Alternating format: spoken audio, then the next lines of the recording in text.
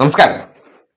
മുഖ്യമന്ത്രി പിണറായി വിജയൻ സ്വന്തം മണ്ഡലമായ ധർമ്മടത്തെ തെരഞ്ഞെടുപ്പ് യോഗത്തിൽ ഇന്ന് പറഞ്ഞ ഈ വാചകം കേരളത്തിലെ ഓരോ പാർട്ടി അനുഭാവിയോ അണിയോ കൃത്യമായി നടപ്പാക്കിയാൽ തുടർഭരണം ഉറപ്പെന്ന് തന്നെ പറയാം. ഇവിടെ നാളെ മുതൽ വലിയ തോതിൽ ജനങ്ങളെ കാണുന്ന LDFിൻ്റെ പ്രവർത്തകരാണ് തടിച്ചുകൂടിയിരിക്കുന്നത്. ആ തടിച്ചുകൂടിയ പ്രവർത്തകരോടാകെ എനിക്ക് ഒരു കാര്യം മാത്രമേ അഭ്യർത്ഥിക്കാനുള്ളൂ. ഈ നുണക്ക് ആയുസ് വളരെ കുറവാണ്. നമ്മളെ ആശ്രയിച്ചാണ് അതിൻ്റെ ആയുസ് നിലകൊള്ളുന്നത്. അതായത് നമ്മൾ അവരുടെ അടുത്തെത്തി, വീടുകളിലെത്തി അവരുമായി സംസാരിക്കാൻ തയ്യാറായാൽ ഈ നുണ പൊളിയും. അപ്പോൾ ഒരിടത്തും എത്താതിരിക്കരുത്. എല്ലാവരെയും കാണുന്ന നിലപാട് സ്വീകരിക്കണം. കാണുന്നവരാണ് നമ്മൾ.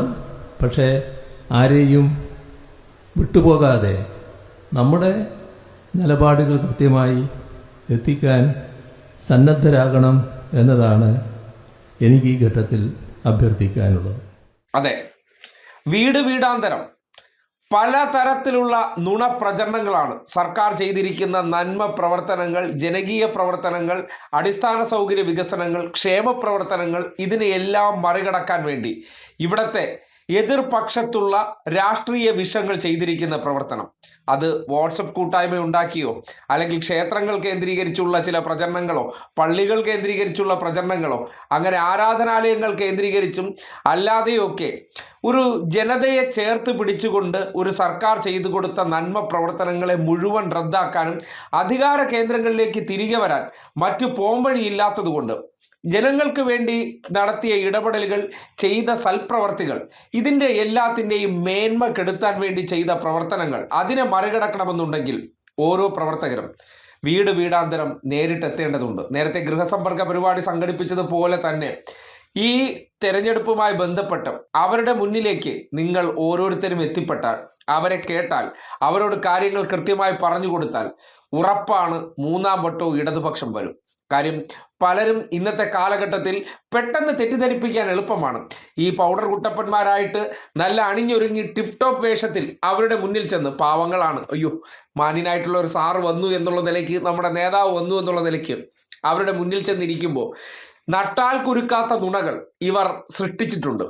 മുഖ്യമന്ത്രി പിണറായി വിജയനെതിരെ തന്നെ ചില മാധ്യമങ്ങളിലൂടെ വാർത്തകൾ സൃഷ്ടിക്കുക, അതിനോടൊപ്പം തന്നെ കേരളത്തിലെ ഇന്നത്തെ ഡിജിറ്റൽ പ്ലാറ്റ്ഫോമുകൾ ഉപയോഗപ്പെടുത്തി എല്ലാവരും ഫോൺ കാണുന്നതാണ്.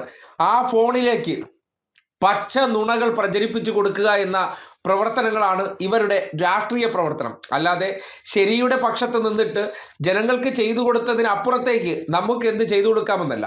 അവർക്ക് ചെയ്തു കൊടുത്ത ആനുകൂല്യങ്ങളെയെല്ലാം അത് തെറ്റിദ്ധരിപ്പിക്കാൻ വേണ്ടി സംഘപരിവാർ ചെന്ന് മോഡി കൊടുത്തതാണെന്നും കോൺഗ്രസ്സുകാർ കൊടുത്തിട്ട് ഇത് തട്ടിപ്പാണെന്നും ഇത് കിട്ടില്ല എന്നൊക്കെ രീതിയിൽ അവരെ തെറ്റിദ്ധരിപ്പിക്കുമ്പോൾ യാഥാർത്ഥ്യം എന്താണെന്ന് അവരെ മനസ്സിലാക്കി കൊടുക്കാൻ ഓരോ കേഡർക്കും ഉത്തരവാദിത്വമുണ്ട്.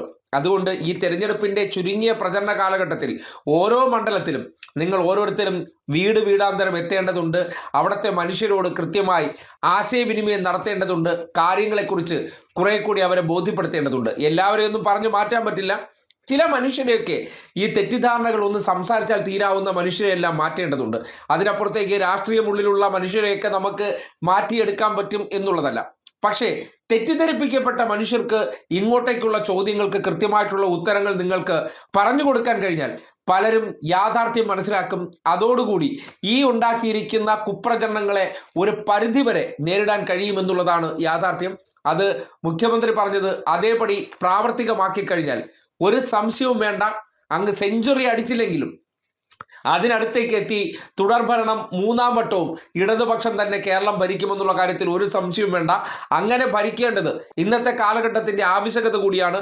കേരളത്തിന്റെ തലവര മാറാൻ 5 വർഷം കൂടി ഇടതുപക്ഷം ഭരിച്ചാൽ മാത്രമേ ഈ നാട്ടിൽ തുടങ്ങി വെച്ച പലതിനെയും പൂർത്തീകരണത്തിൽ കൊണ്ടുചെന്ന് എത്തിച്ചതിന് ശേഷം ഇവരെല്ലാം വന്ന് എന്ത് കോപ്രായമോ കാട്ടിക്കോട്ടെ, ലക്ഷ്യസ്ഥാനത്തിന് കുറച്ചു ദൂരം മാത്രം നിൽക്കെ അത് കയ്യിൽ നിന്ന് പോയി കഴിഞ്ഞാൽ നഷ്ടം ഇടതുപക്ഷത്തിനല്ല ഈ നാടിനാണ് എന്നുള്ള യാഥാർത്ഥ്യം അവരെ ബോധ്യപ്പെടുത്തുകയാണ് നിങ്ങൾ ചെയ്യേണ്ടത്. അത് കൃത്യമായി മനസ്സിലാക്കിക്കൊണ്ട് മുഖ്യമന്ത്രി നൽകിയിരിക്കുന്ന നിർദ്ദേശം അത് ശിരസാ വഹിക്കണമെന്നുള്ളൊരു അഭ്യർത്ഥനയാണ് മുന്നോട്ട് വയ്ക്കാനുള്ളത്.